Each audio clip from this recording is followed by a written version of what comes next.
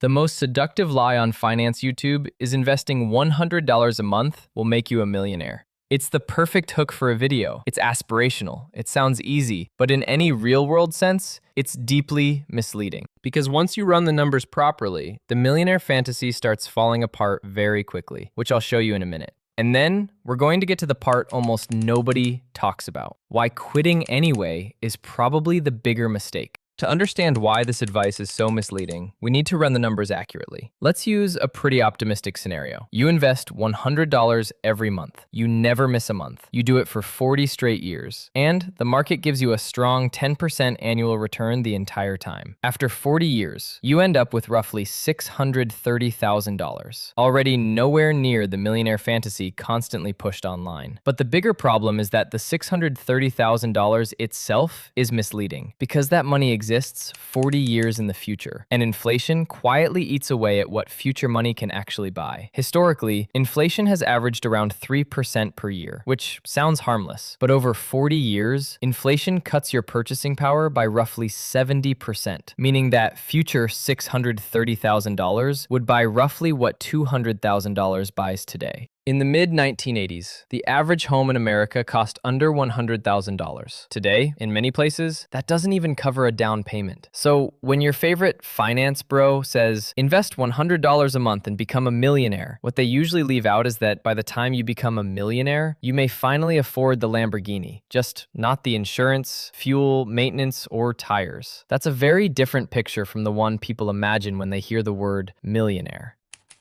So after seeing the real numbers, a lot of people end up asking, why keep doing this if it's not making me rich? Because over time, that $100 a month starts turning into money you could have used for groceries, upgrades, business ideas, or other faster ways of making money. And that's where the conversation usually goes wrong. Because the question was never, will $100 a month make me rich? The real question is, what do you lose when you stop?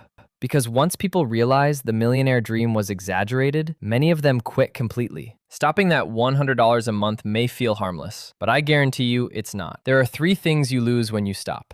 1. The person you become. When you set up that $100 a month, something happens that has nothing to do with money. You stop being someone who spends everything they earn, and you start becoming someone who invests. That sounds small. It's not. When you're an investor, even a small one, you start reading the world slightly differently. You notice interest rates. You pay attention to fees. You start asking, is this actually worth it, more often? All because you're now in the game. And over time, those small shifts start changing your behavior completely. Now here's what happens for those who stop. They don't just lose the $100 in the investment. They go from being someone who invests to someone who doesn't. And those two people have a fundamentally different relationship with money, different instincts, different goals. They go back to being someone who spends instead of invests. That's the identity tax.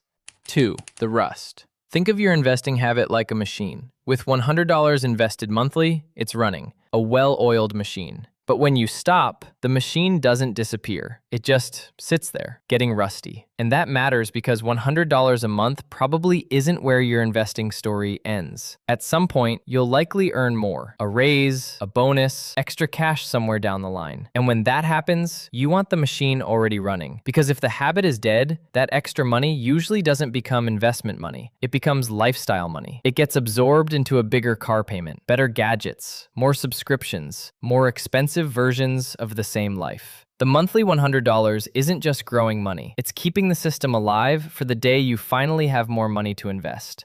3. The cost of starting again. You've probably felt this with the gym, reading, dieting, almost anything. Once the rhythm breaks, restarting takes way more effort than keeping it alive. Most people who stop never fully restart. It's not that they're lazy, it's just that the moment never feels quite right again. And life is extremely good at finding new ways to spend extra money. So the monthly $100 investment stays.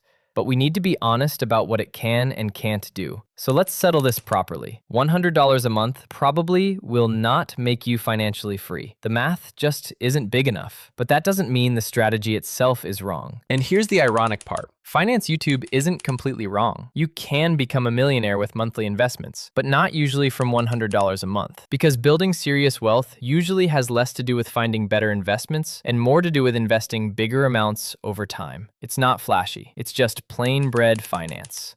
You already know that $100 a month for 40 years at 10%, adjusted for inflation, gets you to around $200,000 in today's money. But $500 a month, same conditions, gets you past $1 million. And at $1,000 a month, you're not just ending up with more money. You're reaching $1 million while you still have time to enjoy it. Same investing strategy, same returns. Wildly different outcomes. Because eventually, wealth building becomes a game of figuring out how to increase your monthly investments. And there are a number of ways you can do it, regardless of your current income. But that's a topic for another video. Subscribe so you don't miss it.